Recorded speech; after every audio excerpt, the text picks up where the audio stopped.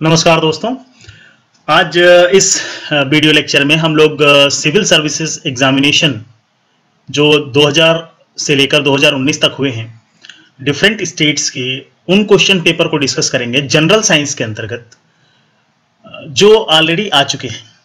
तो यहाँ पे हम एमसीक्यूज को डिस्कस करने जा रहे हैं और जनरल साइंस आपका सब्जेक्ट है। आपको पता है कि सिविल सर्विसेज एग्जामिनेशन में जीएस के अंदर जनरल साइंस आता है। जनरल स्टडीज में science, history, geography, economics, current affair ये सब सब्जेक्ट होते हैं, जिसमें जनरल साइंस में भी तीन तरह के सब्जेक्ट हैं, जैसे फिजिक्स, केमिस्ट्री और बायोलॉजी या लाइफ साइंसेस। तो उसमें से लाइफ साइंस का ये जो पार्ट है, ब्रांचेज ऑफ बायोलॉजी, इसको आज हम लोग डिस्कस करेंगे। तो जीव विज्ञान की उप शाखाएं, ये पहला टॉपिक है जनरल साइंस में, लाइफ साइंस के अंतर्गत या बायोलॉजी में ब्रांचेज ऑफ बायोलॉजी, जिसको हम लोग यहाँ पे डिस्कस करेंगे। तो आइए लेते हैं पहला क्वेश्चन क्या आया हुआ है। तो देखिए पहला question Uttarakhand PSC public service commission mains 2002 में जो पूछा गया है, सर्पों के विषय में जानकारी प्राप्त करना कहलाता है द स्टडी। देखिए यहाँ दोनों फॉर्म में मैंने ले लिया है, हिंदी और इंग्लिश। तो जो लोग इंग्लिश के हैं उनको भी फायदा होगा और हिंदी वालों को भी फायदा होगा, मैं दोनों चीजों को बोल दूंगा। तो सर्पों के विषय में जानकारी प्राप्त करना कहलाता है serpentology, ornithology, herpetology, ichthyology. English में the study about snakes is called serpentology, ornithology, herpetology and ichthyology. देखिए क्या होता है, इसकी जस्टिफिकेशन के बारे में मैं बात करूंगा। आइए जस्टिफिकेशन देखते हैं। तो जस्टिफिकेशन देखिए, serpentology is the study of snakes, ornithology is the study of birds, herpetology is the study of amphibians and reptiles और ichthyology is the study of fishes. तो यहां पे जो आपको दिख रहा है, मैं पॉइंटर ले लेता हूं, पॉइंटर हाइलाइटर ले लेता हूं, जिससे ताकि आपको कहीं कहीं हाईलाइट करके भी दिखा सकूं।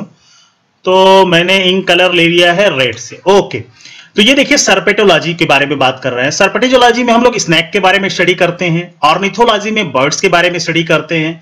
ये सारी चीजें आपको याद करना पड़ेगा, लर्न करना पड़ेगा। बार बार देखेंगे अपने आप चीजें याद हो जाएंगी। जो लोग साइंस बैकग्राउंड के नहीं हैं उनके लिए भी बहुत ही इंपॉर्टेंट है। तो आपको याद तो करना ही पड़ेगा, क्योंकि एक बहुत बड़ा पार्ट आपका जनरल साइंस लेकर चलता है। That is approximately 35 question out of 150। 35 question आते हैं 150 में से। अगर साइंस की बात करें, साइंस, टेक्नोलॉजी और पारिस्थितिकी या इकोलॉजी, इन्वायरमेंट की बात करें, तो हर्पेटोलॉजी, एम्फीबियंस और रेप्टाइल्स दोनों की स्टडी को हर्पेटोलॉजी भी कहते हैं। तो यहां पे अब क्वेश्चन ये होगा कि इसमें कौन सी हम मारे, हर्पेटोलॉजी मारे, क्योंकि ये भी स्नैक के लिए है और सर्पेटोलॉजी भी स्नैक के लिए है। तो देखिए हर्पेटोलॉजी एम्फीबियंस, उभयचर। एम्फीबियंस का मतलब होता है कि जो जल और थल दोनों में रह सके। जैसे आप मेढक को देखते हैं, मेढक एक उभयचर प्राणी है, एक एम्फीबियन उसके अंतर्गत आता है किंगडम में। तो ये एम्फीबियंस और रेप्टाइल्स दोनों की स्टडी जब हम करते हैं तो इसको हम लोग हर्पेटोलॉजी कहते हैं, जबकि केवल सर्पों की जो स्टडी होती है वो सर्पेटोलॉजी में होती है। तो यहां पे आपका सही उत्तर क्या होगा, सर्पेटोलॉजी। तो क्वेश्चन नंबर 1 जो उत्तराखंड पीसीएस 2002 में पूछा गया है, उसमें सर्पेटोलॉजी सही है, उत्तर होगा। आइए नेक्स्ट क्वेश्चन की तरफ चलते हैं। मधुमक्खी का उपयोग किया जाता है सेरिकल्चर में, टिश्यू कल्चर में, एपीकल्चर में और पिसीकल्चर में। इंग्लिश में है honey bee is used in sericulture, tissue culture, apiculture and pisciculture. Justification चलते हैं। जस्टिफिकेशन कहता है sericulture is the silk farming. Sericulture silk बनाने का जो वो प्रक्रिया है उसको हम लोग सेरिकल्चर में रखते हैं। और यहाँ पे कल्टीवेशन ऑफ सिल्क वर्म, यहाँ पे सिल्क वर्म को कल्टीवेट किया जाता है, सिल्क वर्म को प्रोड्यूस किया जाता है, सिल्क वर्म का रख रखाव किया जाता है ताकि वो सिल्क को प्रोड्यूस कर सके। तो सिल्क प्रोड्यूस करने के लिए सिल्क वर्म के रख रखाव को सेरिकल्चर के अंतर्गत रखा गया है। दूसरा है tissue culture. Tissue culture is the growth of tissues और cells in an artificial medium separate from the parent organism. Tissue culture क्या करते हैं कि इसको एक ऐसा मीडियम प्रोवाइड करते हैं जिसमें किसी भी टिश्यू को, प्लांट टिश्यू को हम लोग, या एनिमल टिश्यू भी टिश्यू कल्चर के अंदर आता है, उसको एक ऐसा मीडियम प्रोवाइड करें जो इसका ऑप्टिमम मीडियम हो, जिसमें वो अच्छी तरह से ग्रोथ कर सके। तो वो एक आर्टिफिशियल मीडियम होता है, उसमें हम लोग टिश्यू से पूरा का पूरा प्लांट ग्रो कर सकते हैं, या टिश्यू को ग्रो करके हम लोग उस पर डिफरेंट स्टडीज करते हैं। एपीकल्चर बी कीपिंग, जब हम मधुमक्खियों का पालन करते हैं तो उसको हम लोग एपीकल्चर कहते हैं।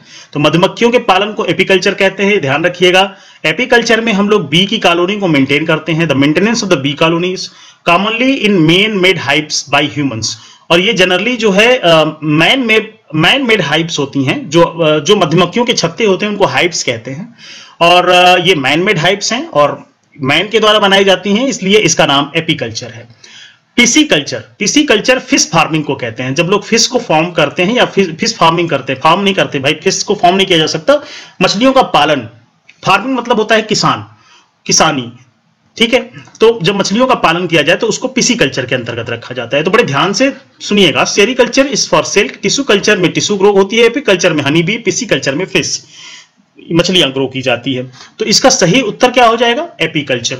मधुमक्खियों का उपयोग किसमें किया जाता है? एपीकल्चर में किया जाता है। ये उत्तराखंड पीसीएस 2002 में ये भी पूछा गया है। आइए यूपी पीसीएस मेंस 2003 में क्या क्वेश्चन पूछा गया है?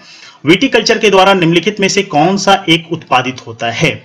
Viticulture, which of the following produced by viticulture, इनमें से कौन विटीकल्चर के द्वारा निकलते हैं? तो विटीकल्चर देखिए अंगूर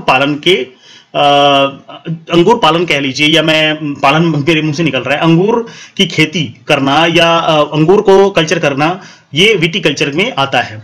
तो viticulture is the branch for the production of grapes. तो यहां पे देखिए ये गलत हो गया है, फॉर होना चाहिए, या for the production of, typing mistake है, for the production of grapes. Okay, तो यहां पे सही उत्तर क्या होगा? विटीकल्चर अंगूर के लिए होता है। चौथा है फूलों के अध्ययन को कहते हैं, the study of flower is called. फूलों के अध्ययन को क्या कहते हैं? तो यहां पे 4 ऑप्शन दिए हुए हैं, फ्रेनोलॉजी, एंथोलॉजी, एग्रोस्टोलॉजी, पैलिनोलॉजी। तो फूलों के अध्ययन के साथ साथ हमको इन चारों को भी समझना बहुत जरूरी है। चारों ऑप्शन है भाई, हो सकता है कि आपके आगे आने वाले एग्जाम में इनमें से किसी से क्वेश्चन आ जाए। तो आइए देखते हैं फ्रेनोलॉजी क्या होता है। फ्रेनोलॉजी एक स्यूडो साइंस है। Phrenology is a pseudo science which involves the measurement of the bumps on the skull to predict mental traits.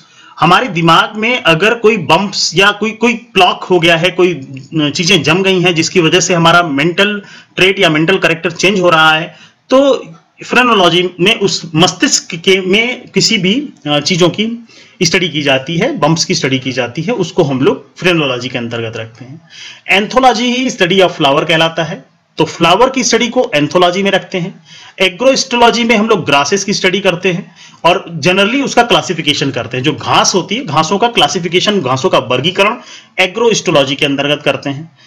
Palynology is the study of plant pollen. Plant के जो परागकण होते हैं, आपने देखा होगा जो फूलों में आपको परागकण मिलते हैं, पॉलेंस मिलते हैं, स्पोर्स मिलते हैं, माइक्रोस्कोपिक प्लैंक्टन्स और ऑर्गेनिज्म मिलते हैं, तो इनकी स्टडी को हम लोग पैलिनोलॉजी कहते हैं। तो पॉलन की स्टडी, स्पोर की स्टडी, सर्टेन माइक्रोस्कोपिक प्लैंक्टोनिक्स ऑर्गेनिज्म की स्टडी को पैलिनोलॉजी में हम लोग रखते हैं। तो ये झारखंड पीसीएस प्री 2003 में पूछा गया है क्वेश्चन। नेक्स्ट क्वेश्चन देखते हैं। तो देखिए एंथोलॉजी इसका करेक्ट आंसर हुआ। नेक्स्ट क्वेश्चन देखते हैं। झारखंड पीसीएस प्री 2003 में पूछा गया है, लेक्सिकोग्राफी का संबंध किससे है? Lexicography is related to, lexicography होता क्या है? तो यहाँ पे 4 ऑप्शन दिए हुए हैं, मानव शरीर की संरचना से, शब्दकोश के संयोजन से, गुप्त लिखावट से, चित्र और मॉडल के द्वारा पढ़ने से।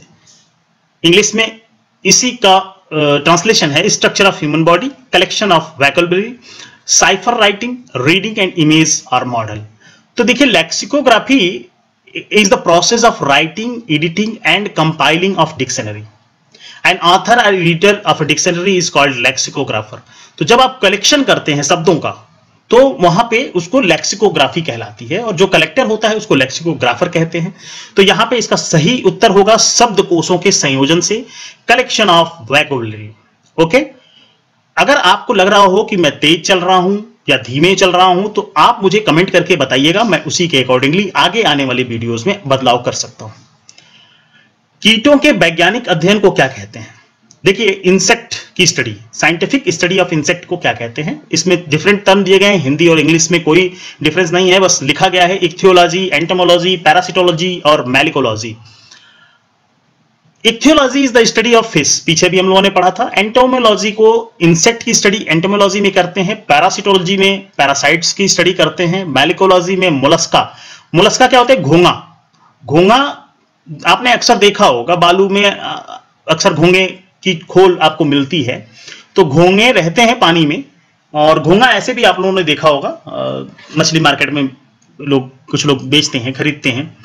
पैरासाइट्स का मतलब होता है जो एक्चुअली में दूसरों के ऊपर निर्भर करते हैं, जैसे आपने अक्सर बरगद की पेड़ पे अमर बेल देखी होगी, और बैक्टीरिया भी बहुत सारे पैरासाइट्स होते हैं जो दूसरों पे डिपेंड करते हैं, दूसरों को नुकसान पहुंचाते हैं। The scientific study of insect को एंटोमोलॉजी कहते हैं। तो एंटोमोलॉजी यहां पे करेक्ट आंसर होगा। कीट के वैज्ञानिक अध्ययन को एंटोमोलॉजी कहते हैं। क्वेश्चन नंबर 7 देखते हैं, रेशम कीट पालन को क्या कहते हैं? Silk farming. तभी हम लोगों ने पीछे पढ़ा कि silk farming is the sericulture, लेकिन यहां पे प्रेजेंट अदर आंसर्स को भी हमको देखना है। तो आइए जस्टिफिकेशन पे चलते हैं। एपीकल्चर, हनी बी की कॉलोनीज को मेंटेन करना और हनी प्राप्त करना एपीकल्चर में आता है। हार्टिकल्चर एक एग्रीकल्चर, प्लांट का एग्रीकल्चर है, mainly for food materials, comfort and beauty for decoration. तो एक बड़ा टर्म है हार्टिकल्चर, बहुत ही बड़ा टर्म है, जिसमें सारे प्लांट्स की ग्रोथ से रिलेटेड काम अगर कहीं कर रहे हैं तो हार्टिकल्चर में आता है। उसमें फूड के से रिलेटेड हो सकता है, मटेरियल फॉर कंफर्ट हो सकता है, जैसे हम लोग कंफर्ट के लिए क्या रुई यूज करते हैं, ब्यूटी के लिए हो सकता है, डेकोरेशन के लिए हो सकता है। सेरिकल्चर सिल्क फार्मिंग कहलाती है, फ्लोरिकल्चर को फ्लावर फार्मिंग कहते हैं। ओके, तो ये फ्लोरिकल्चर भी एक प्लांट है, फ्लावर है, ऑर्नामेंट में यूज किया जाता है। तो एक्चुअल में इसका जब शॉर्ट टर्म कर देते हैं, हार्टिकल्चर का ही डिसिप्लिन है। तो हार्टिकल्चर एक ब्रॉड टर्म है, फ्लोरिकल्चर एक शॉर्ट टर्म है। जब आप आगे भी बढ़ेंगे तो आपको ओलेरिकल्चर मिलेगा। ओलेरिकल्चर मतलब होता है वेजिटेबल का कल्चर करना। ओके, तो आगे आपको मिल सकता है। आइए 8वें क्वेश्चन को देखते हैं। यूपी लोअर सबऑर्डिनेट प्री 2004 में पूछा गया है, 2004 में। निम्न युग्मों में से कौन सा एक सुमेलित नहीं है? एपीकल्चर शहद की मक्खी, सेरिकल्चर सिल्कवर्म, पिसीकल्चर लाख का कीड़ा, हार्टिकल्चर फूल। अच्छा देखिए, इसमें कौन सा सही नहीं है? शहद की मक्खी सही है, सेरिकल्चर सही है, पिसीकल्चर जो फिश से रिलेटेड होता है, यहाँ पे लाख का कीड़ा दिया हुआ है।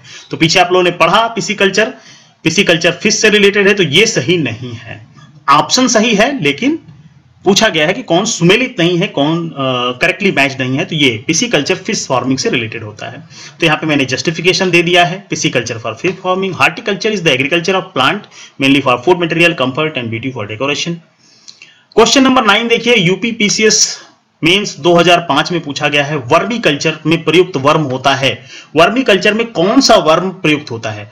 तो यहाँ पे अर्थवर्म को हम लोग प्रयोग करते हैं वर्मी कल्चर। जब किसान एक्चुअली अर्थवर्म यानी कि केचुए को हम लोग यहाँ पे अर्थवर्म दिया हुआ है, तो आप अर्थवर्म से समझ लीजिएगा कि ये केंचुआ है। केंचुआ किसानों के मित्र होते हैं, ये आपको मालूम है।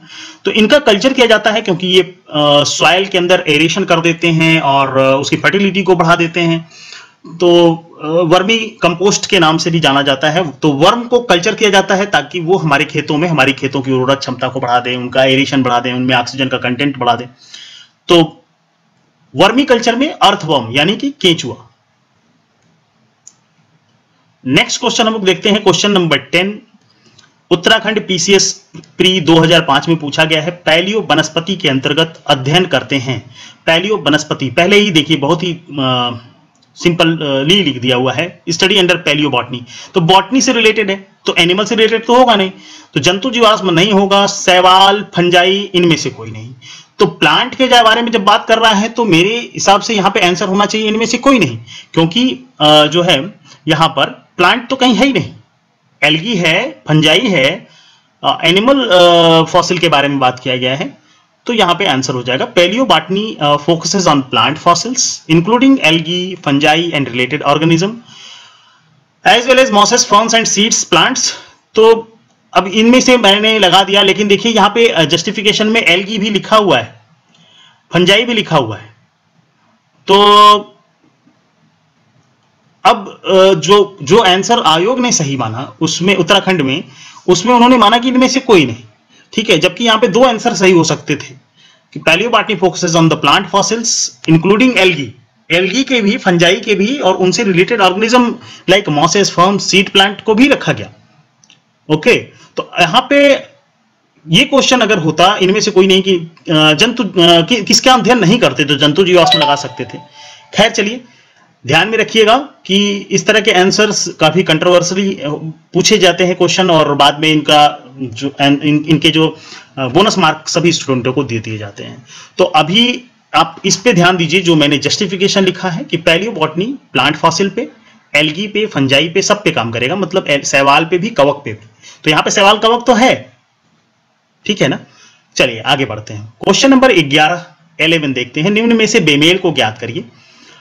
अब देखिए यहाँ पे पूछा गया physiology, psychology, pathology, bacteriology. Mismatch कौन है? अब फिजियोलॉजी, साइकोलॉजी, पैथोलॉजी और बैक्टीरियोलॉजी, इनमें ये सारे टर्म्स के बारे में पहले हम लोग जान लेते हैं ताकि पता चले। तो फिजियोलॉजी क्या होता है? एक साइंटिफिक स्टडी फंक्शन होता है, मैकेनिज्म होता है लिविंग सिस्टम का। किसी भी लिविंग सिस्टम की फिजियोलॉजी देखी जा सकती है, उनके अंदर क्या मैकेनिज्म चल रहे हैं, क्या रिएक्शंस हो रहे हैं, वो फिजियोलॉजी के अंदर आता है। Psychology is the science of mind and behaviour.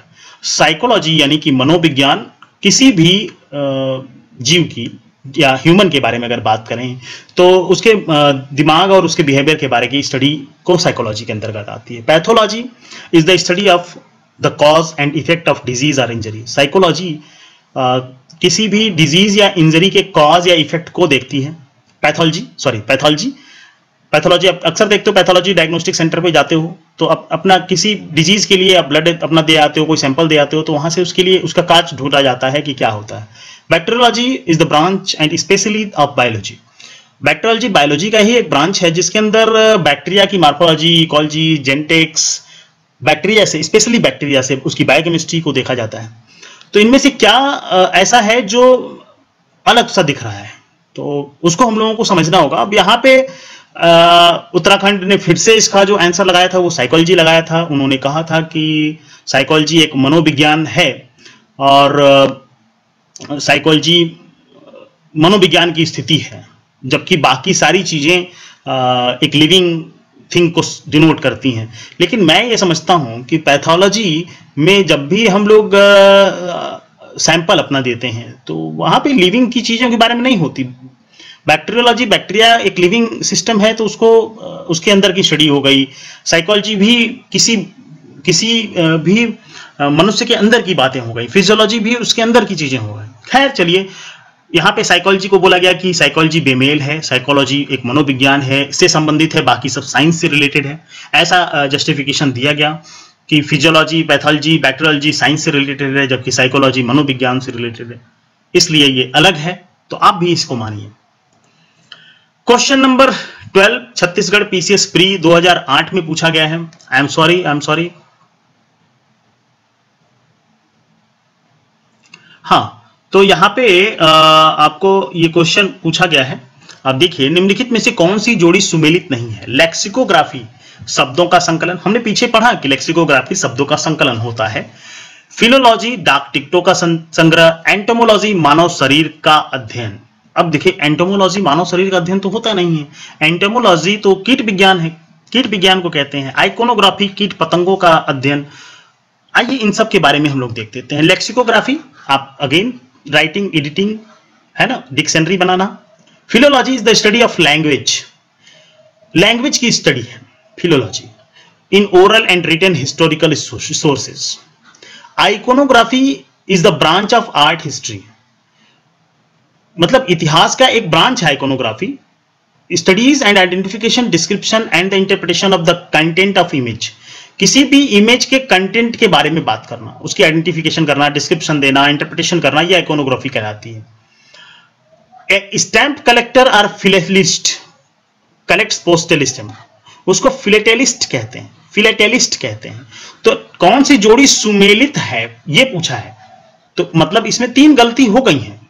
अब लेक्सिकोग्राफी वाली ही सुमेलित लग रही है। फिलोलॉजी डाक टिकटों का संग्रह, उसको हम लोग फिलेटेलिस्ट कहते हैं। मानव शरीर का अध्ययन अगर कहते हैं तो वो एंटोमोलॉजी नहीं है, एंटोमोलॉजी कीटों का अध्ययन होता है। आइकोनोग्राफी में आप देखिए यहाँ पे इतिहास की एक ब्रांच है जिसमें किसी इमेज के आइडेंटिफिकेशन, उसके बारे में डिस्क्रिप्शन देना होता है।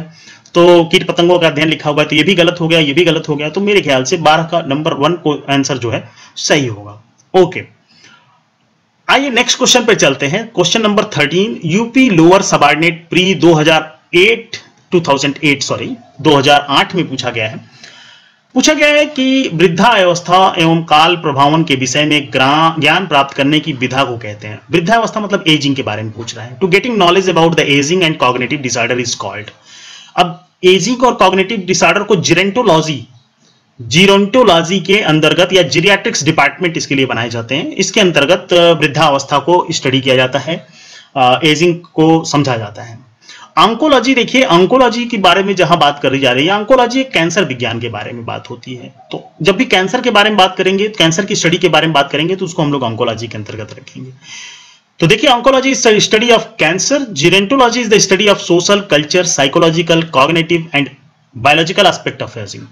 ठीक है, तो जेरोंटोलॉजी एजिंग मतलब वृद्धावस्था के डिफरेंट सोशल, कल्चर और साइकोलॉजिकल और कॉग्निटिव बिहेवियर के बारे में बताता है।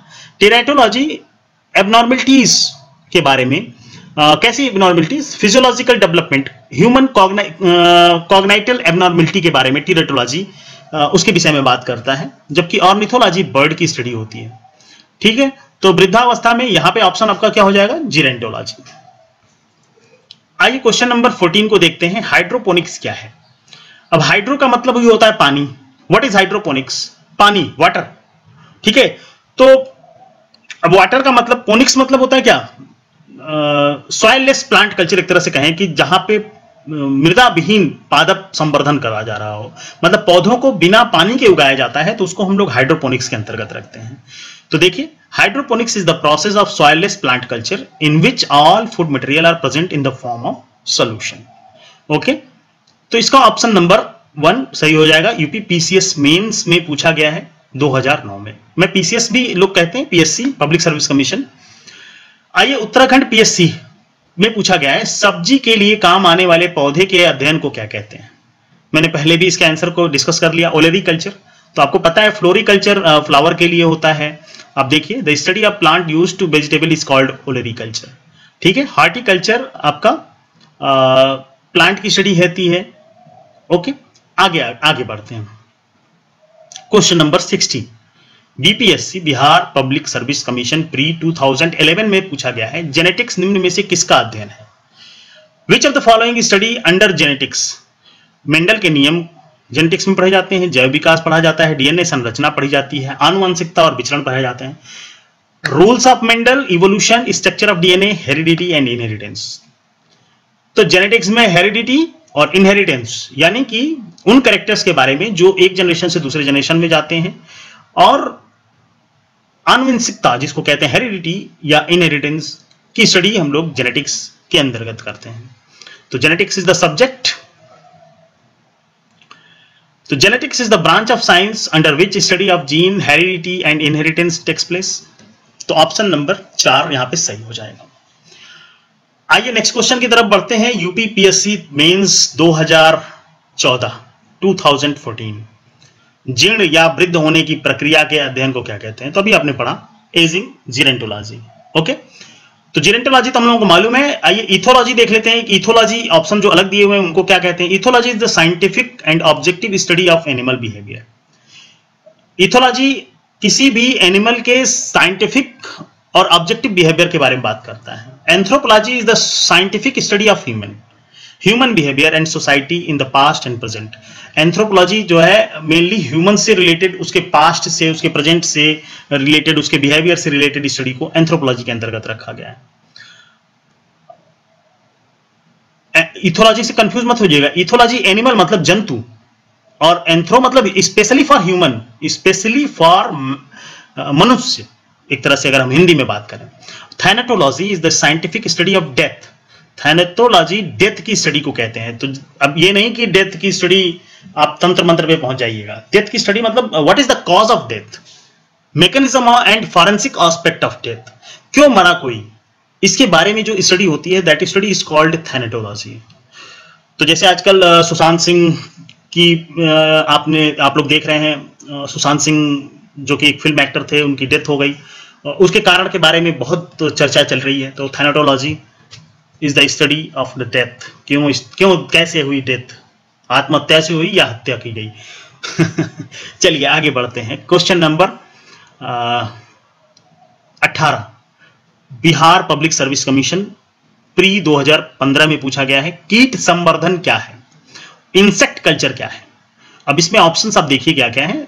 कीटों की वृद्धि करने का विज्ञान, इंग्लिश में साइंस और large scale production of insect, जंतुओं के अध्ययन करने का विज्ञान, साइंस ऑफ एनिमल स्टडी, मछलियों के अध्ययन करने का विज्ञान, साइंस ऑफ फिश स्टडी, कीटों को मारने का विज्ञान, साइंस टू किल इंसेक्ट्स। तो कीट संवर्धन कीटों की वृद्धि करने का विज्ञान है, ठीक है ना। तो वो कीट जो हमारे लिए उपयोगी होते हैं। तो insect culture is the science for the large scale production of insect like earthworm. Okay, तो इसको हम लोग इंसेक्ट कल्चर कहते हैं। इंसेक्ट कल्चर क्या है? Large scale production of any insect, किसी भी इंसेक्ट का लार्ज स्केल प्रोडक्शन करते हैं। जैसे हम लोग मधुमक्खियों का पालन करते हैं तो उसको तो एपीकल्चर कहते हैं, ठीक है ना। यहाँ पे इंसेक्ट कल्चर जब कर रहे हैं तो यहाँ पे इसको हम लोग अर्थवर्म और भी बहुत सारे इसमें हैं जो जिसके अंतर्गत हम लोग करते हैं इंसेक्ट कल्चर। तो लार्ज स्केल प्रोडक्शन के लिए कीट संवर्धन किया जाता है। क्वेश्चन नंबर 19 देखिए, निम्नलिखित में से कौन सा एक सुमेलित नहीं है? पहले मैं हिंदी में पढ़ देता हूं, फिर इंग्लिश में पढ़ दूंगा। खेती का नामकरण, फूलों की खेती को फ्लोरिकल्चर, फसलों की खेती को एग्रोनॉमी, सब्जियों की खेती को हार्टिकल्चर, फलों की खेती को पोमोलॉजी। ठीक है, इंग्लिश में flower farming floriculture, crop farming agronomy, vegetable farming horticulture, fruit farming pomology. देखिए इसमें क्या है कि थोड़ा कंफ्यूज किया है। अब क्रॉप फार्मिंग एग्रोनॉमी, एग्रोनॉमी एक ब्रॉड टर्म है।